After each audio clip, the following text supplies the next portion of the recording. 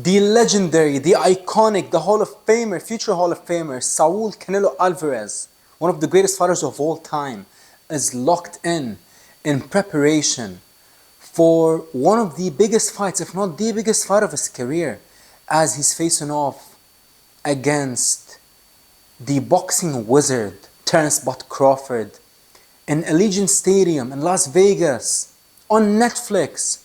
Canelo is absolutely locked in. And he is sparring young, hungry killers in preparation for this fight.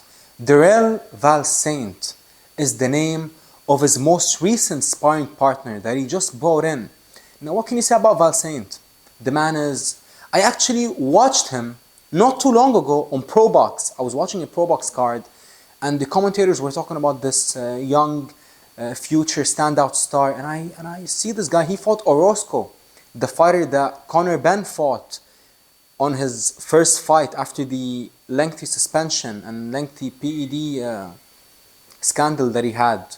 Remember the guy, he fought Orozco, the tall Mexican guy that he couldn't knock out, but he beat him up bad.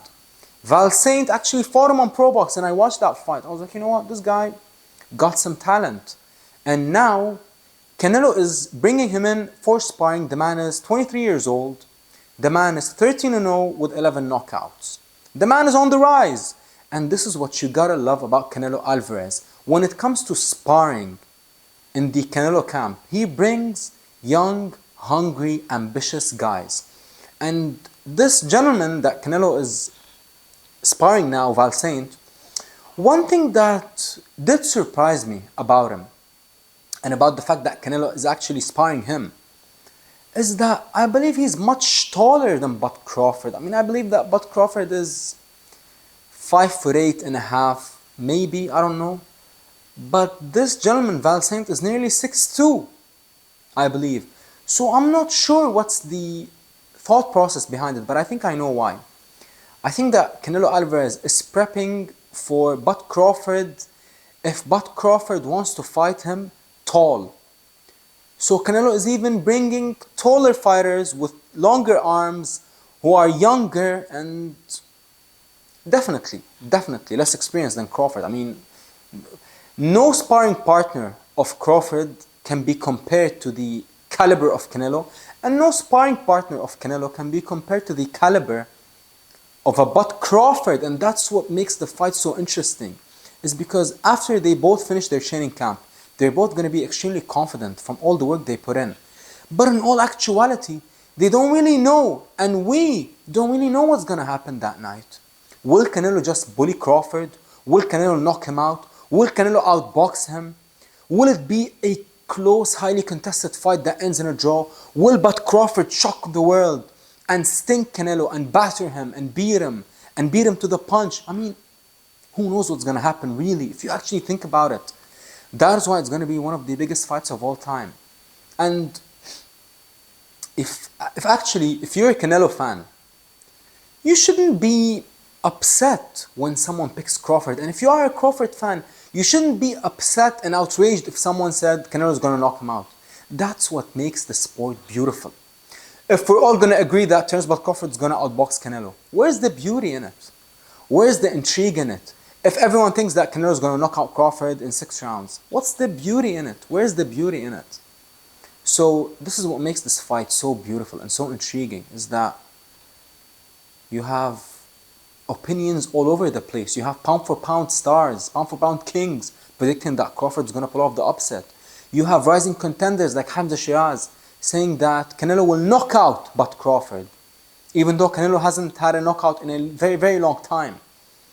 And especially with a competitor like Crawford and a competitor like Canelo, both men, it is going to be very, very hard to knock out either man, if you actually think about it. Did Crawford get dropped versus Mean Machine? There was this stat in this week that both men they've never been dropped. They never tasted the canvas before. But if you actually think about it, you can make the case that both of them were dropped. You can make the case that Crawford was dropped versus Mean Machine. And you can make the case that when Canelo fought Cotto, not Miguel Cotto, the other Cotto, When in Canelo's first fight in the States, when he got wobbled and the ropes kept him up, and Cotto was unleashing on the ropes, you can make the case that it is very possible that other referees would have scored both fights as knockdowns. But it doesn't matter, because both of them came back and finished their opponents. So it doesn't really matter. And let's just say Canelo drops Crawford. Let's say if it's a very highly close contested fight, and then Canelo out of nowhere just clips Crawford. I mean, my goodness, imagine the scenes. Will Crawford get up? How will he get up?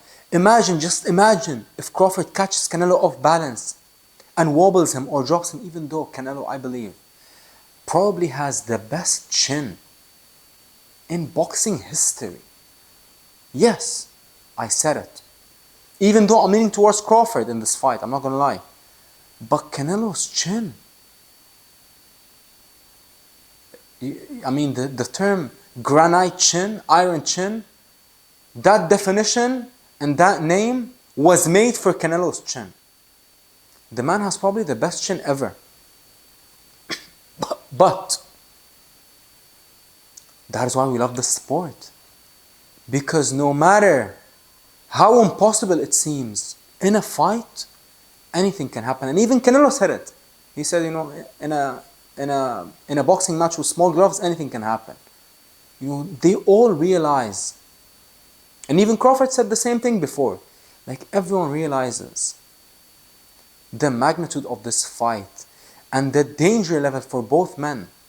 Now, if someone is going to knock out the other, who's more likely to score the knockout? Of course, it's Canelo. Of course. Because I believe Canelo has better chin and more power. But if someone is going to put on a masterclass when it comes to footwork, head movement, and don't even say that Crawford will run. Crawford not only has he never ran in his life, but the man doesn't even have the legs to run. His style isn't designed for him to run. But Crawford is a fighter. Even in his last fight versus Majumov, when Majumov was landing a lot of clean twos, Crawford was standing in the center of the ring. The man refused to get on his bike, because I don't even believe that at nearly 39 years old, the man has the legs to move.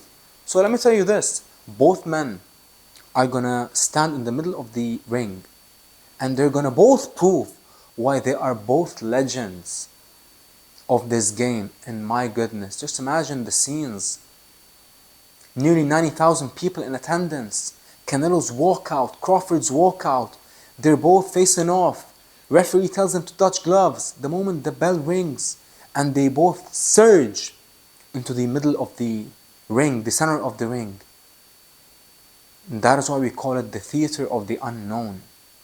Because even though we think we know what's going to happen, but in all actuality, we don't really know what's going to happen.